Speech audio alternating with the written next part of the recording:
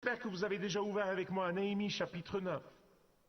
Saviez-vous que Néhémie chapitre 9 est en fait la prière de confession la plus longue écrite dans la Bible? Mais il y a quelque chose de très important ici que vous devez savoir à propos de la confession.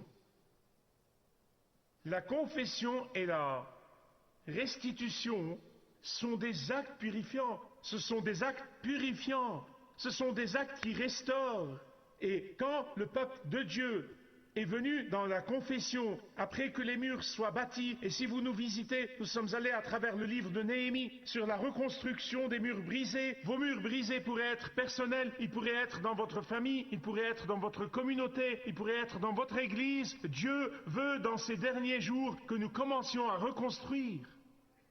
Et quand le peuple de Dieu est venu dans la confession et la repentance, quand ils sont venus dans le jeûne et l'humilité, quand ils sont venus briser et dans la sincérité, Dieu a entendu leurs prières. Dans le Nouveau Testament, personne ne peut recevoir le salut de la main de Jésus-Christ avant de reconnaître et de savoir qu'il ou elle est perdu loin de Christ.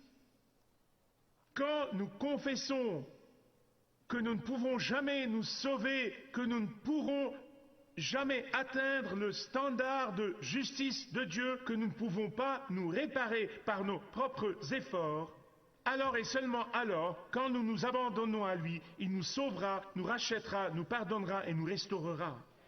Et je prie que s'il y a n'importe quelle personne ici aujourd'hui qui n'a jamais donné sa vie à Jésus-Christ, ce sera le jour, vous voyez, jusqu'à ce que nous venions briser et dans l'humilité, pas en réclamant et présumant sa grâce.